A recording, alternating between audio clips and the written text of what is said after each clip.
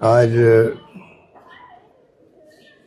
जन्मदिवस है एक महान नेता जिनका नाम देश और दुनिया के अंदर इतिहास बन गया। जिस प्रकार उन्होंने देश की एकता के लिए, देश की अखंडता के लिए जो अपने प्राण त्याग दिए, शहीद हो गए देश के लिए, उनको देश कभी भूल नहीं सकता।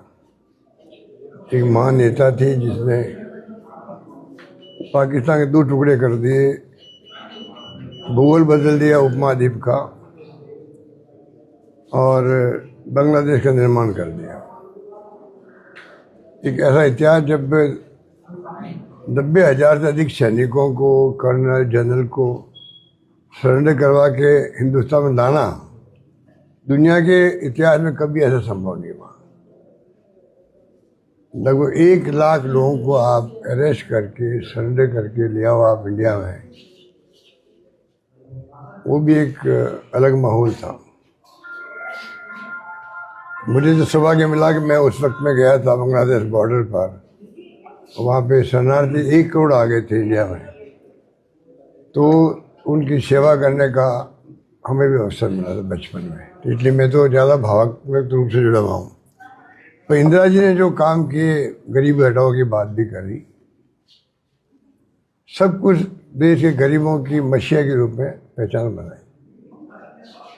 वो आज हमारे बीच में नहीं है, पर आज भी आवश्यकता नई पीढ़ी को, जिनको ये जो सत्ता में बैठे हुए लोग हैं, जिनका कोई यकीन नहीं है लोकतंत्र में,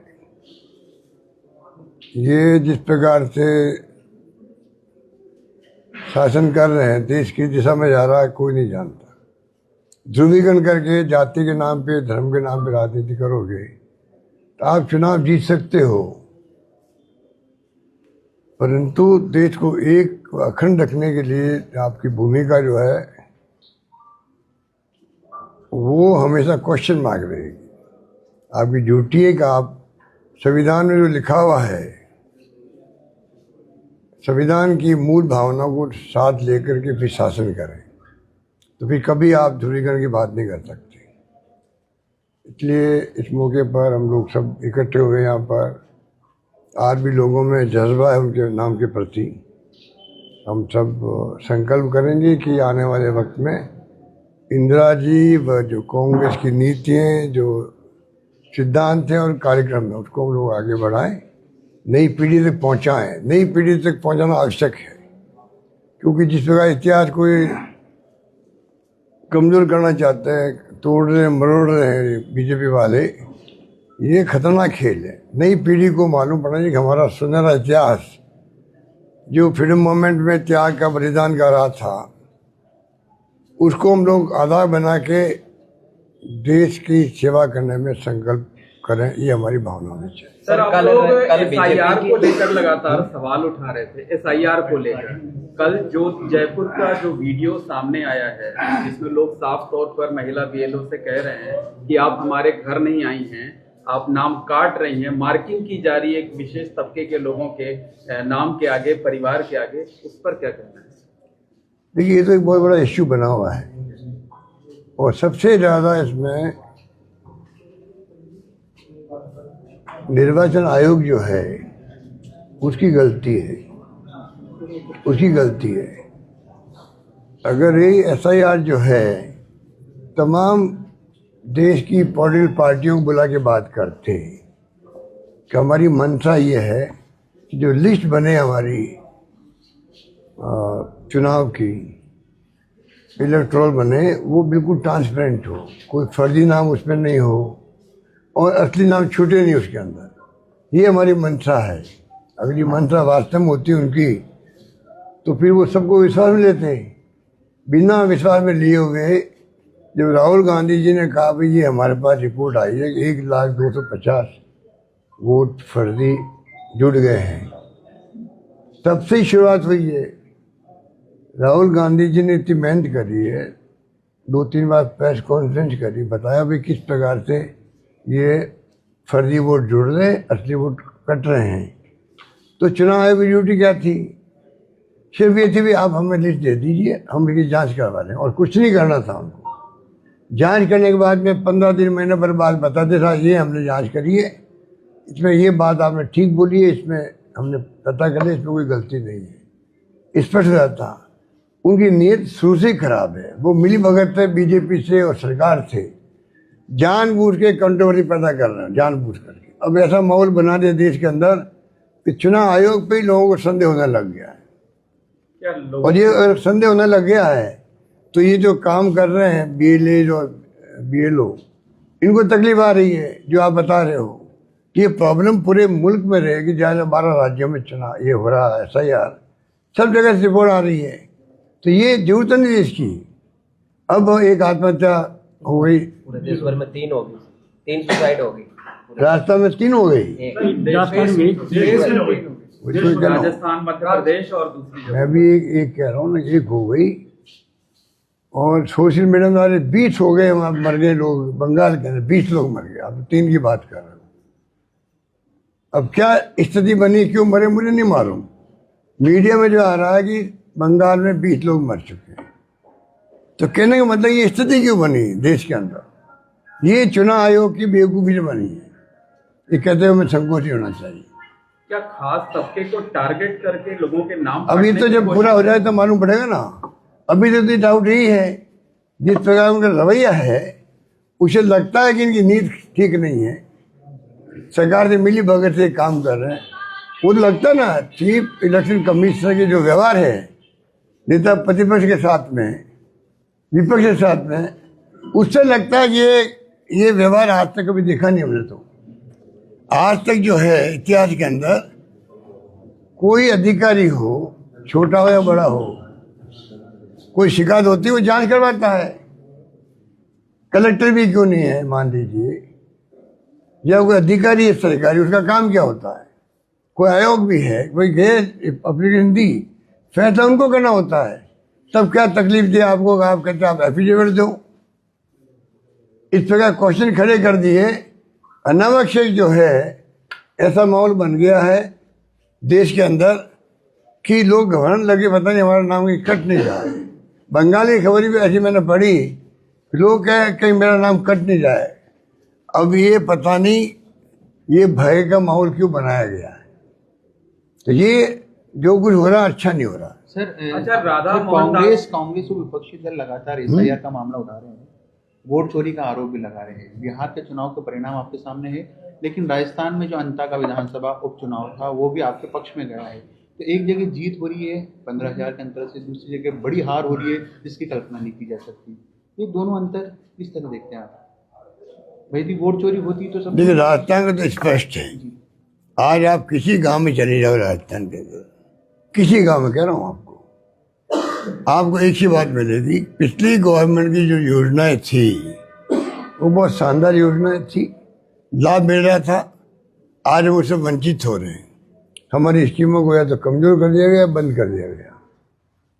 और हमारी स्कीमों की चर्चा आज पूरे मुल्क के हर राज्य में हो रही है। आप जाइए बाहर, सुनिए आप, उनको मालूम राजस्थान में क्या योजना चली थी, जिसमें विशेष रूप से 25 लाख का बीमा जो था स्वास्थ्य का, उसको तो कोई पता नहीं क्या क्या लोग उस पर कॉमेंट करते हैं, इतनी अच्छी योजना थी। बाकी भी जो योजना थी सबको कमजोर कर दिया, बंद कर दिया। अब बात है बिहार की। बिहार में जो हालात बने हैं, जिस प्रकार से इन्होंने कैंपेन किया वहाँ पर, जिस पर SIR करी अचानक की, क्या जरूरत थी 1 महीना पहले SIR करने की? सुप्रीम कोर्ट आदेश दे रहा, आप उनको परवाह नहीं कर रहे हो। आज ये केस SIR का सुप्रीम कोर्ट में पेंडिंग है, सुनवाई हो रही है, और आपने 12 राज्यों में घोषणा कर दी। ये तमाम बातें इसीलिए संदेह पैदा करती है कि उनका व्यवहार अच्छा नहीं है, निष्पक्ष नहीं है। और चुनाव जो हुए वहाँ पे धनबल के आधार पे हुए। आप बताइए, राजस्थान में जैसे चुनाव शुरू हुए थे और इमीडिएटली हमारे मोबाइल फंड बांट रहे थे हम लोग महिलाओं को, बजट 2022 की घोषणा थी। वो बजट चुनाव तो है दिसंबर 23 में, वो घोषणा थी मार्च 22 की, जब बजट पेश किया मैंने मोबाइल फंड बांटने की 1 करोड़ 25 लाख महिलाओं को। 30-40 फंड मुश्किल से बांट पाए, चुनाव घोषणा होते ही रोक दिया गया उसको। इवन जो पेंशन थी बुजुर्गों की, विधवाओं की, निसज्जनों की, वो रोक दी गई, अन्नपूर्णा योजना रोक दी गई, मतलब कहना मतलब सब कुछ रोक दिया गया और बिहार में उल्टा किया गया। बिहार में चुनाव चल रहे हैं, ऐसा कभी हुआ आज तक? चुनाव चल रहे हैं, कैंपेन चल रहा है, पोलिंग दिन आने वाला है, एक दिन पहले तक वहाँ पर पेंशन नहीं बढ़ती गई। जो पेंशन 400 रुपये थी वहाँ, उसको 1100 रुपये कर दी गई और वो पेंशन बढ़ती गई है 1100 रुपये करने के बाद में। और भी वहाँ कई तरह की योजना, में नाम मुझे पता नहीं, उन तमाम में जो पैसा गया है, 2,500 रुपये गए, पता नहीं क्या गया, वो तमाम पैसा चुनाव चल रहा है और उनके खातों में जा रहा है। 10,000 रुपये महिलाओं को, 10,000 रुपये किसे कहते हैं एक महिलाओं को? चुनाव कल है, वोटिंग पोलिंग कल है, आज मेरे खाते में 10,000 आएंगे तो क्या होगा? इसका मतलब आप चुनाव में जो पैसा बढ़ता है कैश, आपने कैश की बजाय सरकारी पैसे को आपने उनके खातों में डाल दिया वोट लेने के लिए। यही हुआ, आरोप लगा है। एक खतरनाक खेल नहीं तो क्या है? अगर हम भी देशवासी नहीं समझेंगे, तकलीफ आएगा, पूरा मुल्क तकलीफ आएगा। लेकिन ये जो आरोप आप लगा रहे हैं, इसके पीछे कानून भी तो होगा, कानून का सहारा कांग्रेस पार्टी विपक्ष। कानून तो ये है कि ये नहीं होना चाहिए। तो आप कानून ये है कि इलेक्शन कमीशन को रोक लगानी चाहिए थी, जैसे राजस्थान में लगाई, क्यों नहीं लगाई वहां पर?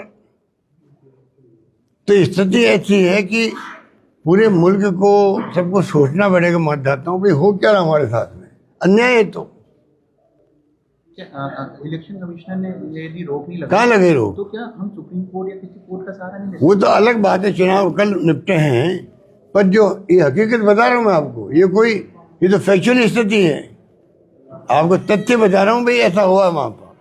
बीजेपी प्रभारी राधा मोहन ने कहा कि हम चाहते तो अंतः उपचुनाव हमारी जेब में होता। इसके क्या मायने? आप आउटडेटेड हो। देखिए, हरियाणा के चीफ मिनिस्टर ने ये बातें बोली थी कि सब कुछ ठीक हो गया, सब जम गया हमारा मामला। अमित शाह यही भाषा बोलते हैं। ये आप जिसका नाम ले रहे हो, अग्रवाल साहब का, अग्रवाल साहब है, वो भी यही भाषा बोल रहे हैं। ये इनका अहम घमंड बोल रहा, वो नहीं बोल रहे हैं। और ये लोग जो है, इनको मालूम है कि चुनाव हम जीत सकते हैं फाउल खेल करके। इतना धन इकट्ठा कर लिया लोगों ने, 8 ऑफिस इनके बन गए हैं देश के अंदर, 300 ऑफिस बन गए RSS के, 5 स्टार होटल के इतने ऑफिस बनते इनके। आप जाके देखिए दिल्ली वगैरह में, पैसा कहाँ से आ गया? लूट लिया इन लोगों ने।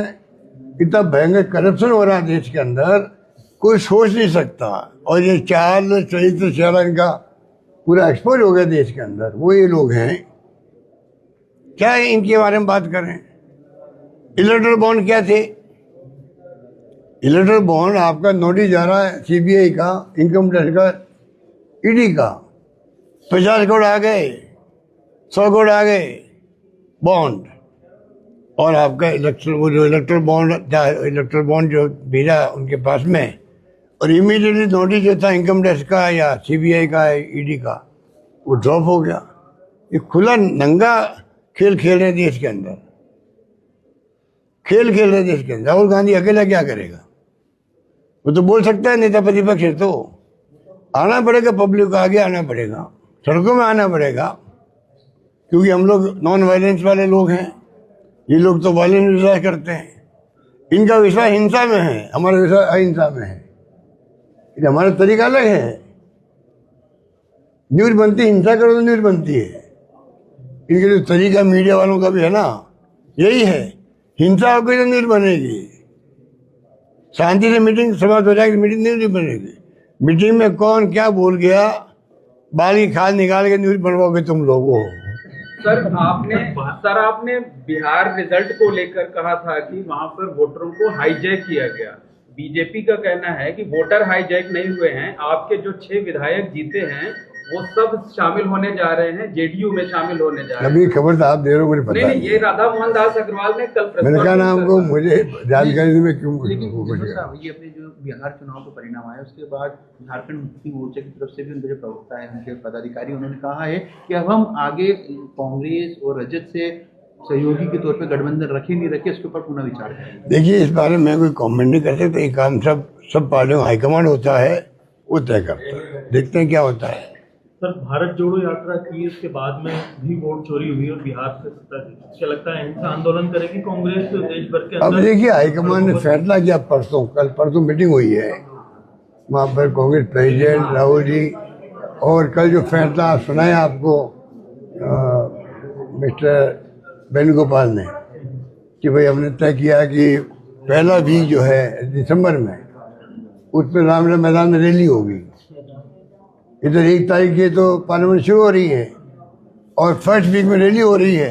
रैली ऐसा ही कोई हो रही है ना, उसमें तो देखते हैं उसमें क्या क्या फैसला कर। सर, आपका भी लंबा तजुर्बा है, कुछ लोगों की राय है, कल बैठक में भी कहा कि चुनाव का बाइकाट होना चाहिए जब तक ईवीएम से होंगे।